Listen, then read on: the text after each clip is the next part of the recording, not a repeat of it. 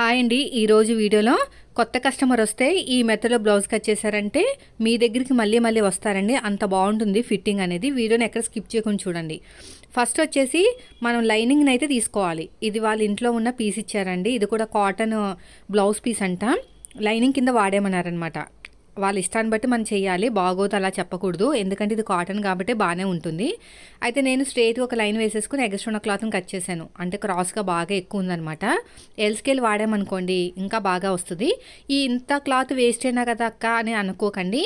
కాజా పట్టి ఉక్సు పట్టికి వాడుకోవచ్చు. ఇది వచ్చేసి ఒరిజినల్ క్లాత్. ఓకేనా. మన మెథడ్లో ఫస్ట్ హ్యాండ్స్ కట్ చేసుకోవాలండి. ఏ సైజు బ్లౌజ్ అయినా ఎలాంటి మోడల్ అయినా సరే. ఆల్రెడీ సగానికి ఫోల్డ్ చేసి ఉంది కదా, మళ్ళీ ఇంకొక ఫోల్డింగ్ చేయండి. మొత్తానికి మనకి 4 ఫోల్డింగ్స్ అవుతాయి. ఒకేసారి 2 హ్యాండ్స్ అనేవి కట్ అవుతాయి.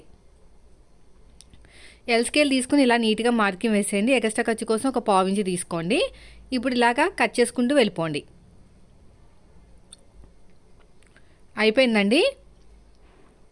తర్వాత వచ్చేసి మనం తీసుకున్న ఆది బ్లౌజ్లో హ్యాండ్ ఎంత హైట్ ఉందో చూసుకోండి. ఈ బ్లౌజ్ నేను కుట్టిన బ్లౌజే. గ్రీన్ కలర్ బ్లౌజ్ చూసారు కదా, ఇది నేను కుట్టిన బ్లౌజే. హైట్ కింద ఖర్చులకి ఆల్రెడీ మార్కింగ్ వేసాం కదా, ఆ మార్కింగ్ దగ్గర నుంచి తీసుకోవాలి. ఇక్కడ నుంచి చూడండి ఎలాగైతే చేస్తున్నా అలాగా. కింద బాగా కింద నుంచి కాదు, మనం ఎక్కడైతే మార్కింగ్ వేసామో అక్కడ నుంచి ఇలా స్ట్రేట్గా ఒక మార్కింగ్, ఎక్స్ట్రా ఖర్చు కోసం ఒక పావు ఇంచు. మళ్ళీ ఎల్ స్కేల్ తీసుకుని నీట్గా మార్కింగ్ వేసేసుకోండి. ఆ తర్వాత వచ్చేసి ఆర్మ్ లూజ్ ఎంత ఉందో ఒకసారి చెక్ చేసుకోండి. ఏ సైజు వాళ్ళకైనా ఇదే మెథడ్ అండి. ఎలాంటి మోడల్ బ్లౌజ్ అయినా సరే. పైన షోల్డర్ కుట్టు తగ్గించి సైడ్ జాయింట్ ఫస్ట్ కుట్టు వరకు ఎంత వచ్చిందో చూడండి. ఇది సైడ్ జాయింట్ ఫస్ట్ కుట్టు. ఇక్కడ నుంచి ఇక్కడికి 7.7, దగ్గర దగ్గర 8, గట్టిగా లాగితే 8 వస్తుంది. 7.9 వచ్చింది. 7వ నెంబర్ తోటి ఆర్మ్ లూజ్ కాబట్టి 3 ఇంచులు తీసుకోవాలి చంక డౌను. ఇలా స్ట్రేట్గా మళ్ళీ లైన్ వేసేసుకోండి. లైన్ వేసుకున్న తర్వాత ఇక్కడ కూడా 3 ఇంచులు ఉందో లేదో చెక్ చేసుకోవాలి. చూసారు ఎంత డిఫరెంట్ ఉందో. ఇక్కడ 3 వచ్చింది, అక్కడ 3.5 వచ్చిందనమాట. సో మనం కరెక్ట్గా మార్కింగ్ వేసుకుంటేనే కరెక్ట్గా వస్తుంది. ఎల్ స్కేల్ సరిగ్గా పెట్టకపోయినా మనకి మార్కింగ్ అనేది సరిగ్గా రాదు. ఈ 3 ఇంచులకి మార్కింగ్ వేసుకున్న తర్వాత క్రాస్గా ఆర్మ్ లూజ్ అనేది మార్కింగ్ అనేది చేసుకోవాలి. మనం తీసుకున్న ఆర్మ్ లూజ్ ఎంత 7.9 కదా, 7.9ని షోల్డర్ దగ్గర నుంచి క్రాస్గా మనం మార్కింగ్ అనేది వేసుకోవాలి. చూపిస్తాను చూడండి. ఇలా క్రాస్గా 7.9కి ఒక మార్కింగ్ వేసుకోండి. వేసుకున్న తర్వాత ఎంత వచ్చింది మనకి 4.5 వచ్చింది హ్యాండ్ లూజు. 4.5కి ఒక మార్కింగ్ వేసేసుకోండి. ఎగస్ట్రా ఖర్చు కోసం 2 ఇంచులు. ఇలా నీట్గా కర్వ్ షేప్ తిప్పేసేయండి. ఎంత వచ్చిందో చూసుకుని దీన్ని సగానికి ఫోల్డ్ చేసుకుని ఒక మార్కింగ్ వేసుకుని ఇక్కడ 3/4 ఇంచు వరకు లో తీసుకోవచ్చు. మన ఛానల్లో చాలా రకాలుగా ఉన్నాయండి. చాలా అంటే చాలా రకాలుగా హ్యాండ్ కటింగ్స్ ఉన్నాయి. ఏ హ్యాండ్ కటింగ్తో చేసినా కూడా పర్ఫెక్ట్ వస్తుంది. చంక దగ్గర నుంచి 1 ఇంచుకి మార్కింగ్ వేసుకుని ఇలా నీట్గా మార్కింగ్ వేసేసుకోండి. లేదక్క మాకు ఇలా కాదు కర్వ్ స్కేల్ వాడాలంటే కర్వ్ స్కేల్తో కూడా మనకి ఎలా చేసుకోవచ్చు కూడా చెప్పాను మీకు. ఆల్రెడీ వీడియోస్ ఉన్నాయి, చూడండి ఒకసారి. ఇలా ఎక్స్ట్రా ఉన్న క్లాత్ నీట్గా కట్ చేసేయండి. తర్వాత వచ్చేసి ఇక్కడ షోల్డర్ దగ్గర మిడిల్లో ఒక చిన్న టక్ ఇచ్చేసుకుని 2 లేయర్స్ని సపరేట్గా తీసేసుకుని లో తీసేసుకోండి. ఇలా నీట్గా లో తీసుకుంటే మనకి ఐబ్రో షేప్ అనేది వచ్చేస్తుంది. ఇక్కడ ఒక మార్కింగ్ వేసుకోండి. అంతే, అయిపోయిందండి. సైడ్కి మనకి ఎక్కువ అతుకులు ఏం పడవు. మళ్ళీ ఫోల్డింగ్ అనేది మన వైపుకు ఉండాలి. ఇలా స్ట్రేట్గా ఒక మార్కింగ్ వేసుకోండి. ఫోల్డింగ్ అనేది మన వైపుకు పెట్టుకొని. ఇది బ్యాక్ పార్ట్ కటింగ్. ఎగస్ట్రా ఖర్చు కోసం ఒక 1/2 ఇంచ్ తీసుకోండి. వీళ్ళు హైట్ పెంచమన్నారు కాబట్టి ఒక 1/4 ఇంచ్ అంతా పెంచుతున్నాను. అయిపోయిందండి. ఇక్కడ నీట్గా కట్ చేసుకోండి. నీట్గా కట్ చేసుకుంటే మనకి కరెక్ట్గా వచ్చేస్తుంది అనమాట. ఇప్పుడు ఆర్మ్ లూజ్కి 1 ఇంచ్ కలిపితే చెస్ట్ లూజు, 7.9కి 1 ఇంచ్ కలిపితే 8.9, ఎగస్ట్రా ఖర్చు కోసం 2 ఇంచులు. డీప్ నెక్ బ్లౌజ్ అండి. డీప్ నెక్ బ్లౌజ్కి ఎప్పుడైనా సరే ఆర్మ్ లూజ్కి 1 ఇంచ్ కలపాలి. ఓకేనా. తర్వాత హైట్ కూడా మార్కింగ్ వేసుకోండి. హైట్ కూడా పైన షోల్డర్ దగ్గర ఒక మార్కింగ్, ఎక్స్ట్రా ఖర్చు కోసం ఇంకొక మార్కింగ్.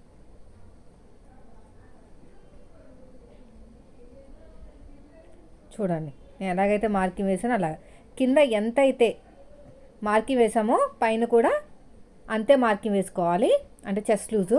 నెక్ డీప్ తెలియాలంటే నడాన్ని సగం కింద ఫోల్డ్ చేసి, నడుముని సగం కింద ఫోల్డ్ చేసేసుకుని ఎంత హైట్ వచ్చిందో ఖర్చులతో కలిపి మార్కింగ్ వేసుకుంటే మీకు కరెక్ట్గా వచ్చేస్తుంది. ఇక్కడ కూడా చెస్ట్ మార్కింగ్ 7.9కి 1 ఇంచ్ కలిపితే 8.9, 8.9కి ఒక మార్కింగ్ వేసుకోండి. ఇలా స్ట్రేట్గా లైన్ వేసేసుకోండి. ఇక్కడ కూడా అంతే. ఎక్స్ట్రా ఖర్చు కోసం 2 ఇంచులు అయిపోయింది. ఇక్కడ షోల్డర్ దగ్గర 2 మీద 2 గీతలు, ఎక్స్ట్రా ఖర్చు కోసం ఒక 1/2 ఇంచు, కింద 3 ఇంచులు తీసుకున్నాను అంతే. ఇలా స్ట్రేట్గా మార్కింగ్ వేసేసేయండి.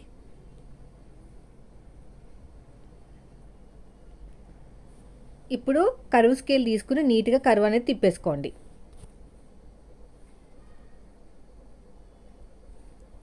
చిన్న షోల్డర్ ఎంత ఉందో అంత మార్కింగ్ వేసుకోండి ఖర్చులతో కలిపి. ఫుల్ షోల్డర్ 5.5 వచ్చింది. కింద కూడా 5.5 తీసుకుంటే మనకి స్ట్రేట్గా లైన్ అనేది వచ్చేస్తుంది అనమాట. చంక డౌన్ 6 ఇంచులు తీసుకోండి. ఇక్కడ కూడా అంతే. ఇలా స్ట్రేట్గా లైన్ వేసుకుని ఇక్కడ కూడా స్ట్రేట్గా లైన్ వేసుకోవాలి. ఇక్కడ క్రాస్గా 1.5 కన్నా కొంచెం తక్కువ తీసుకోవాలి. ఓకేనా? 1.5 కన్నా కొంచెం తక్కువ తీసుకుంటే సరిపోతుంది. అంటే మనకి 36 దగ్గర 35 సైజు బ్లౌజ్ అనమాట. 1.5 కన్నా కొంచెం తక్కువ తీసుకోవాలి. షోల్డర్ కావాల్సినంత ఖర్చు వదిలేసుకుని కరువు తిప్పాం కదా, గీత కింద నుంచి కొలుచుకోవాలి. ఆర్మ్ లూజ్ అనేది చెస్ట్ లూజ్కి మ్యాచ్ అయిందా లేదా అని. సో నాకైతే మ్యాచ్ అయిపోయిందండి. 7.9 కరెక్ట్గా వచ్చేసింది. తర్వాత నడుము లూజు ఎంత ఉందో చెక్ చేసుకోండి. కాజా పట్టి వదిలేసి ఉక్సు పట్టి వరకు చెక్ చేసుకోవాలి.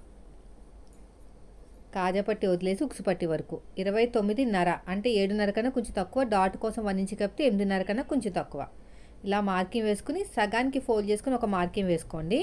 అటు ఒక 1/2 ఇంచు, ఇటు ఒక 1/2 ఇంచు. తర్వాత వచ్చేసి పాతొక 4.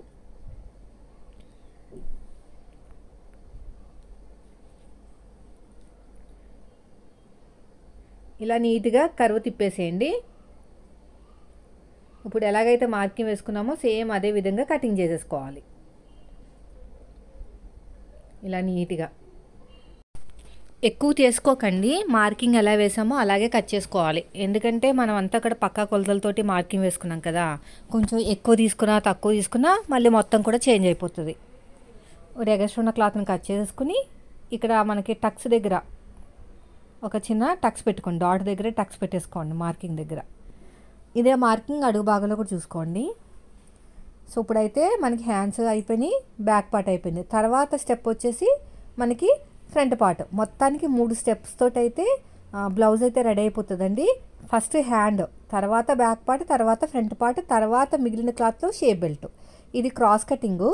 కోరాస్ అనేవి మన వైపుకు ఉండాలి. ఓపెనింగ్స్ అనేవి అంటే ఫోల్డింగ్ అనేది మనకు ఆపోజిట్లో ఉండాలి. కోరాస్ అంటే మన ఓపెనింగ్స్ అనమాట, మన వైపుకు ఉంటాయి. ఫోల్డింగ్ అనేది ఆపోజిట్లో ఉంటుంది.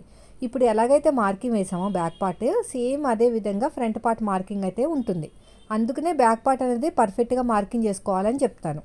ఇలా నీట్గా మార్కింగ్ వేసుకుని సైడ్ జాయింట్ వైపుగా ఒక 1/2 ఇంచ్ అంతా ఎక్కువ తీసుకోండి, సరిపోతుంది.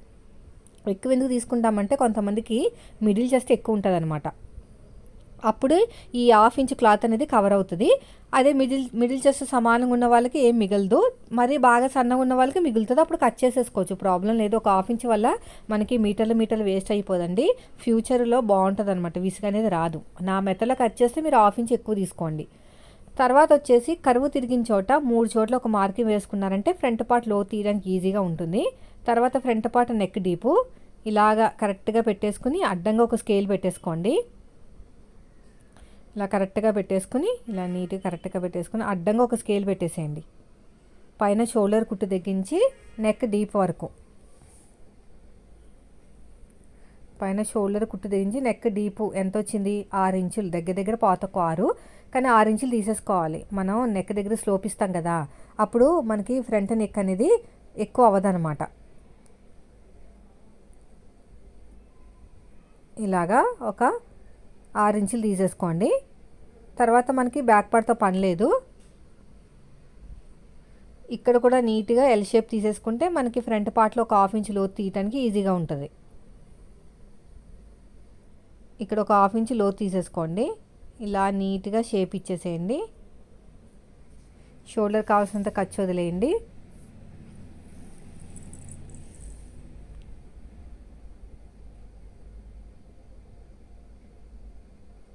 ఇక్కడ కొంచెం క్రాస్గా తీసుకుంటే నెక్ రౌండ్ అనేది బాగా వస్తుంది అనమాట.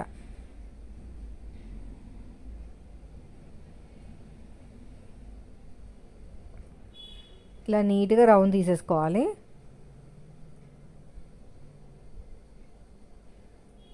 తర్వాత వచ్చేసి ఫ్రంట్ పార్ట్ నెక్ అయిపోయింది. ఫ్రంట్ పార్ట్ హైట్ తెలియాలంటే మనకి మెయిన్ డాట్కి తిన్నగా పట్టుకుని షోల్డర్ దగ్గర కుట్టు ఉంటుంది కదా, అక్కడ నుంచి మెయిన్ డాట్ ఖర్చులతో కలిపి చూసుకోండి. మెయిన్ డాట్ ఖర్చులతో కలిపి అదేవిధంగా మార్కింగ్ వేసుకున్నప్పుడు కూడా పైన షోల్డర్ కుట్టు దగ్గరించి ఖర్చులతో కలిపి నాకు 10 వచ్చింది.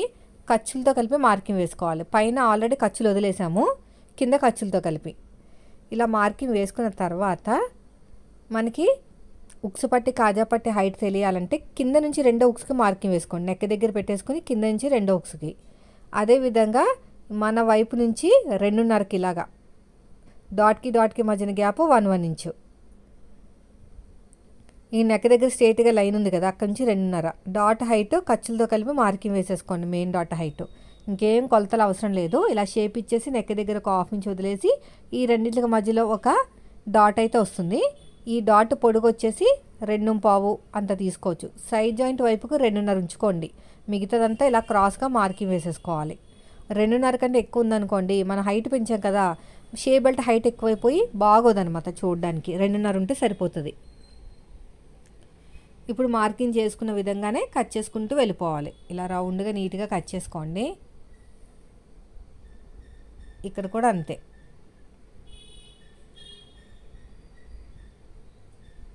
ఇక్కడ నీట్గా కట్ చేసేయండి.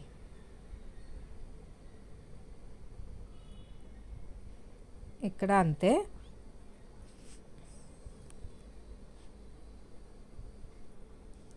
ఇలాగా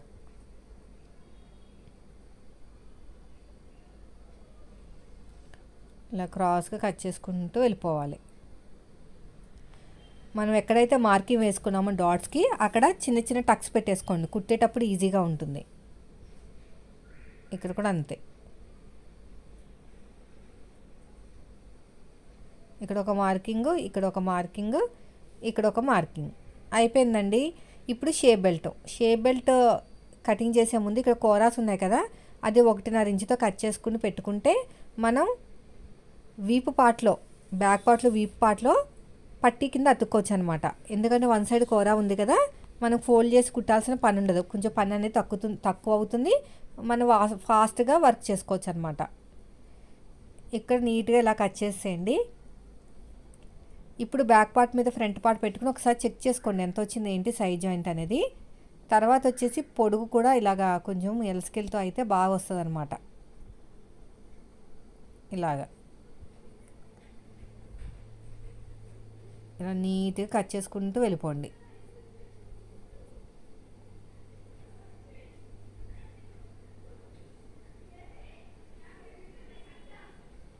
ఇక్కడ కూడా అంతే.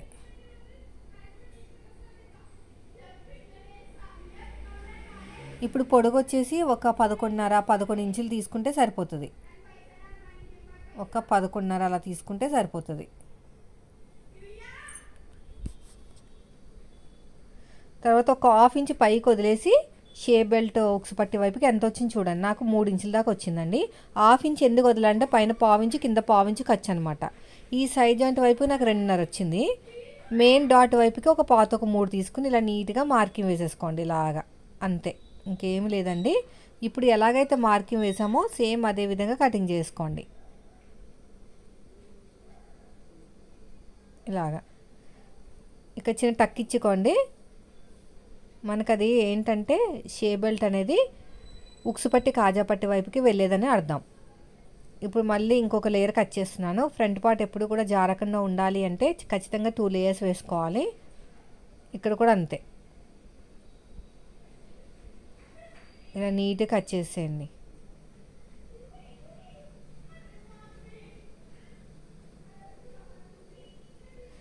అయిపోయిందండి. దీన్ని పక్కన పెట్టేద్దాము. ఇవన్నీ కూడా పక్కన పెట్టేసి ఒరిజినల్ క్లాత్ పెట్టుకుని కట్ చేసేద్దాం. ఒరిజినల్ క్లాత్ బాగా జారిపోయే క్లాత్ అండి. దీన్ని మీరు గమ్ముతో జాయిన్ చేసుకుంటేనే ఫినిషింగ్ నీట్గా వస్తుంది అన్నమాట. చాలా దళసరిగా ఉంది, చాలా అంటే చాలా దళసరిగా ఉంది.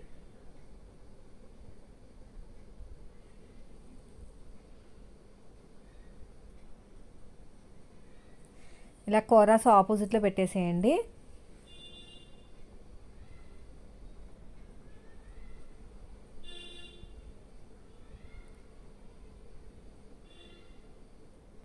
అటు రాకపోతే ఇటు తిప్పుకోండి. మొత్తం మీద ఫైనల్గా మనకి ఇక్కడ ఒకటి అబ్జర్వ్ చేయండి, ఇక్కడ లైన్స్ అనేవి స్ట్రైట్గా వచ్చినాయి. అందుకని నేను ఇలా వేశాను. అడ్డంగా వస్తాయి లైన్స్, బాగోదు. అందుకని లైన్స్ స్ట్రైట్గా వచ్చేటట్టు ఫోల్డింగ్ చేశాను.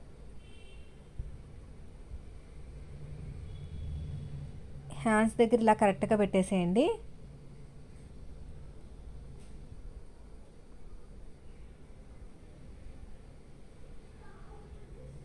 కరెక్ట్గా పెట్టుకోండి, మంచిగా వస్తుందో లేదో.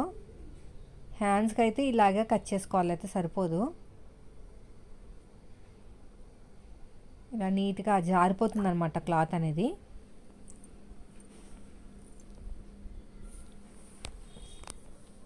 ఇలా కరెక్ట్గా పెట్టేసుకొని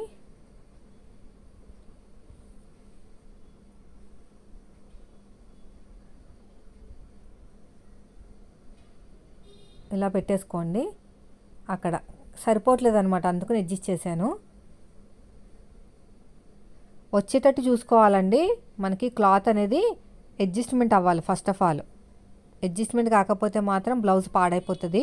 బ్లౌజ్ అవ్వట్లేదని ఇచ్చేసామనుకోండి, మీకు కుట్టడం రాదని మొహం మీద అనేస్తారనమాట. అందుకని అడ్జస్ట్మెంట్ అనేది చాలా చాలా ఇంపార్టెంట్.